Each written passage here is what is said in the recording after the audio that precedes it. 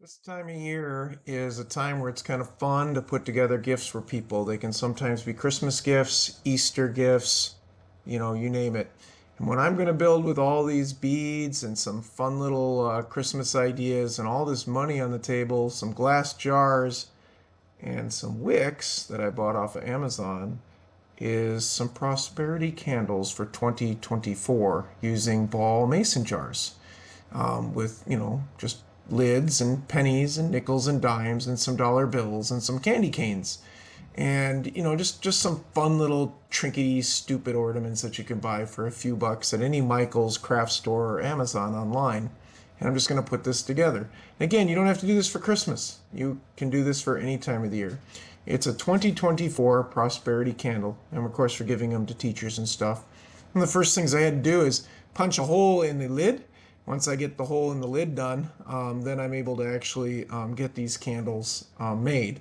So that was kind of the first thing. Punch a hole in the top of a Kerr lid. Now, as many of you know, in the world of prepping and of course the world of olden days, they would take a lot of canning jars and pop a hole in them, stick a wick in them, and make candles out of them. So I'm really kind of following that same concept here. I've got the drill bit that's the appropriate size. And basically what I'm going to do is punch a hole in the Kerr lid so that I can make a candle. So that didn't go too bad. I mean, obviously, depending upon your drill bit and how you do it, how it's going to be. So that's the basics of the candle here. It's a Kerr lid, or ball lid, excuse me, on top of a ring, on top of a glass mason jar, and then, feed the wick in it. I'm using fiberglass wicks. Now, a lot of people like cotton wicks. I like fiberglass. I think they last longer. They're a little trickier to get to wick up at the beginning. Sometimes you got to soak the whole wick to kind of get it flowing, but that's what we chose to do. Then my girls organized this. They put the same amount of little trinkets and toys and bells and stuff with the different amounts of money so we could figure it out. And then, of course, some of the jars have different amounts of money depending upon the teacher or the gift of the teacher. Now, for the money to be able to make it through this project, I don't want to deface it. I want it to be usable for them. So we need to protect it when it's in the jar. And if you just put it through a laminator, it would get laminated to the sheets because of the heat, and it wouldn't work. So I laminate an empty one, if you want to call it that. So you take your laminating 3mm sheet or 5mm, whatever you got, and empty it. And then once you have it emptied, then basically what you're going to do is cut out the shape of the bill. So you have one on the front and one on the back. Then you're going to send it back through the laminator with a new sheet, and those two pieces of clear plastic will protect the bill so that they can take it out. So I've got one behind the bill, one on top of the bill, like a sandwich, and then stuck back in here, and then run it back through. And for the sake of argument, I'm only doing one bill here in this video, but you can do several in a sheet and not lose as many. Then when you cut it out, make sure you leave plenty of extra on the sides so that you have a good seal. And I'm actually rolling it a little just because it's hot. And when it's hot, it goes into shape better. So basically what I'm going to do here now is cut and leave some extra around it. It's kind of important here in this step. And I've got it set so it's going to sit in my jar up a little bit. I want it to sit up because I want the money to look like they're at the bottom. And then when the liquid fills it, this will protect the money from smothering the wick at the bottom. It'll give it a channel for the candle to fill with the oil to burn, and it'll make it really nice. So I'm just trying to set it up so I get my height and my distances right, and I'm just trying to kind of put it together. Now, I'm going to actually take a hole punch too and punch a hole in the bottom of this, just in the clear part, just so that the liquid can go into it that's sitting in the coinage. I think you can kind of get my game plan here. And then I'm going to basically hot glue these two edges together to make a cylinder, and then I'm going to hot glue it into the jar. The reason I'm hot gluing it into the jar is because sometimes once you put all the fun ornaments and stuff on it, it'll float, and I don't want it to float. I want it to stay down to the bottom of the jar. So I punched a hole to let the liquids go in and out of the cylinder at the bottom of it. I'm gluing the money together so that it can be a cylinder. And then I'm basically going to put glue on the bottom of this, and I'm going to glue it into the jar. Now, the way I decided to do that was pretty simple. I hold the money up. I put a little bit of glue all the way around the bottom of this, and then I very quickly, before it, hardens, stick it into the jar, and it worked really well. And then before you do that, if you want to put, little beads or balls or candy canes or lights on it, now is the time to glue it onto that structure. So it's kind of like making an aquarium piece for a fish tank. So obviously I've done that a lot in my life. So this was kind of right in our wheelhouse. So I kind of did the first one. My daughters right now are currently watching me, and then they're going to take over and make all the rest of these for the friends and family and teachers, and it's going to be fun. The exact dollar amount is kind of planned as far as the big amount, but once you start putting the coinage in and a few coins run here and there, they're not going to be exact anymore. But that's kind of the way it goes, folks. I mean, there's nothing I can do about that. That's just how it happened to be. So as you can see here, it's doing a really good job. It's set now on the bottom. I'm opening up the coinage, and I'm going to put the coinage in, and it's going to start filling up. Now, when you do one of these, you got to decide what your fluid or your oil is going to be for the actual candle part. Now, granted, you can go out and buy candle oil. You can go out and buy tiki torch oil, but it's a prosperity candle, and I want it to have money. I want it to have things for prosperity. And in the old days, prosperity was olive oil. So I'm going to actually use olive oil. I like the color of it. I like its warmth. It's not a just clear liquid, which you can do, but it's very, very nice. So here's what I've got. I've got olive oil, and I'm going to pour it in it. Olive oil makes a great candle. I mean, back in the day, you would cook with oil in the 1800s, and when you got done, you'd take it off your cast iron and you'd run it through a metal strainer, and you'd save that oil in a mason jar for future use. And when it got bad enough, you just hang on to it, punch a hole in it when you needed to, and turn it into a candle and burn it. And that's what I'm doing here too. So basically, the cylinder's in the middle with all its little decorations around it. The coinage is around it, and I filled it up with olive oil. I have to soak the wick in it pretty good, get it all nice and wet, and then basically I'm going to put my top on, put the wick into this, which goes in easy because the cylinder doesn't have any money or anything in the inside of it. And then it's just a matter of getting the right height on my jar that I want for oil, putting the cap on, and putting the wick in it. Of course, then we're going to do a little bit of decoration and decorate the outside a little bit so that people understand what we're giving them. First of all, so they don't tip it and make a mess. And two, that they understand that, everything in it is real. I mean, certainly if you just wash the coinage, you're good to go.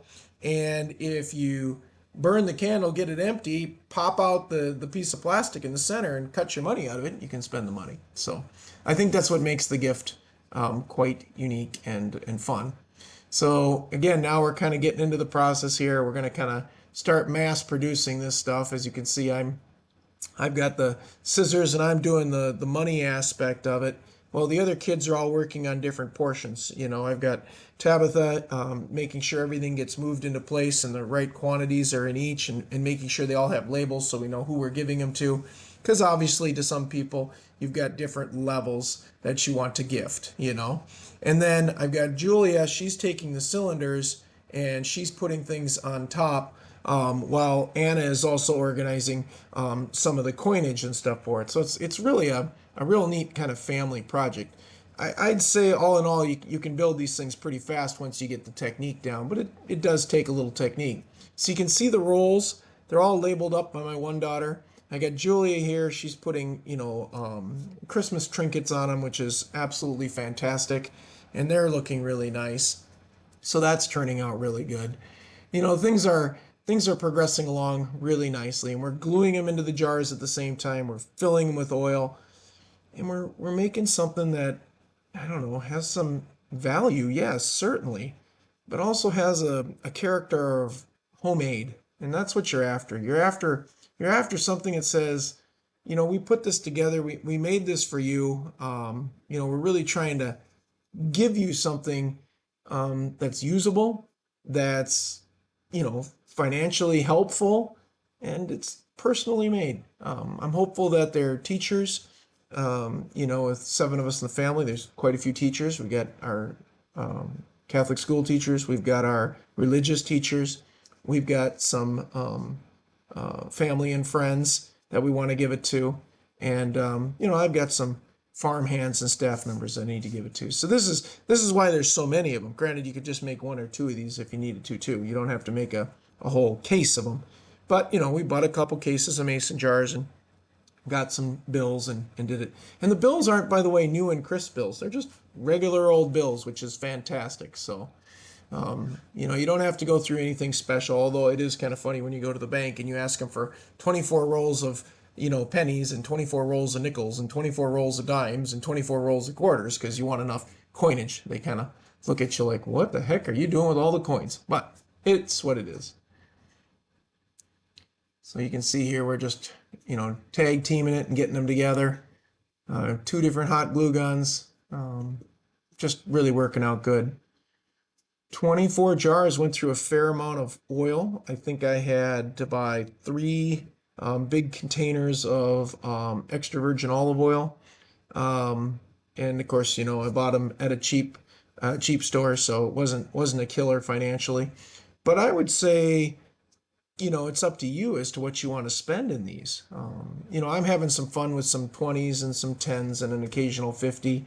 And, the coinage is a roll of quarters is what, 10, and dimes and nickels, 2 and 5 or whatever it is, and pennies are 1. So, there's a substantial amount of money you can put into these if you choose. Now, you don't have to put that much in either. And certainly if you didn't want to use money, you could use something else. You could even use fake money if you really wanted to.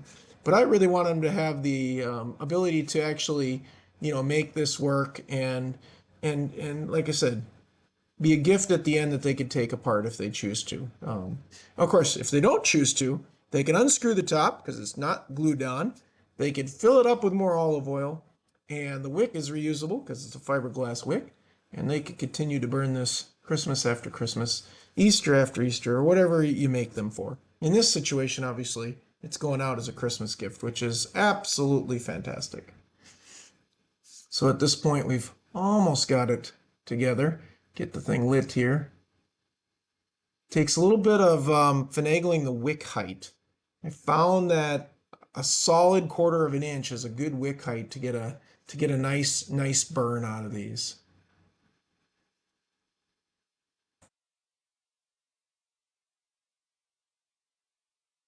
Once we got a whole bunch of these made, we just kind of kept lighting them. I'd let them burn for a couple minutes. I wanted to make sure the wicks were saturated and pulling oil up into them. And I left probably maybe a 1/2 inch of headspace inside so they don't, if you move them around, they don't tip a bunch of oil out. Now, granted, if you tip these things over, they're going to leak, but it actually turned out and worked out pretty good. Let's see, so I just put them together. I really enjoyed making these gifts with my kids this year. Thought it was fun. I hope the people that get them in the next few days to New Year's, because some of the people we won't see till New Year's, I hope they really enjoy them. It's kind of fun sometimes to be crafty with your Christmas gift.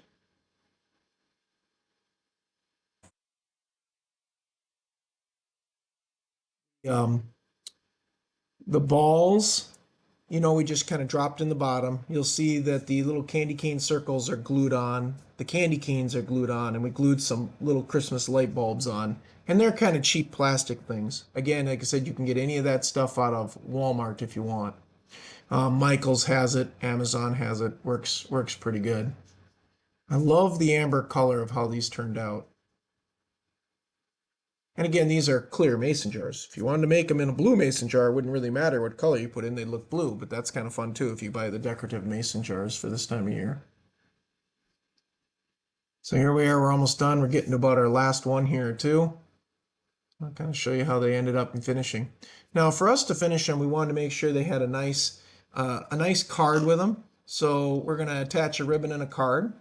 And the statement we used is, as the 3 magi found Christ, we found a special gift to share from our farm for you. Here is a homemade gift by us, representing the light of Christ, burning with the olive oil of peace, and filled with the holiday cheer and decor that will be a surprise of monetary value and prosperity to you in 2024 after you've burned the candle. Careful, do not tip the candle, but light the candle often and burn it down till the oil is gone. Then you may disassemble it and gain the prosperity in the new year, which is the gift we give to you. God bless. Your family can put their name in here, but of course then I have my family with my family farm name on it. So that's what we did to kind of show it off, folks. I hope you like it. It burned really neat. It looks really pretty. Thanks for watching, folks.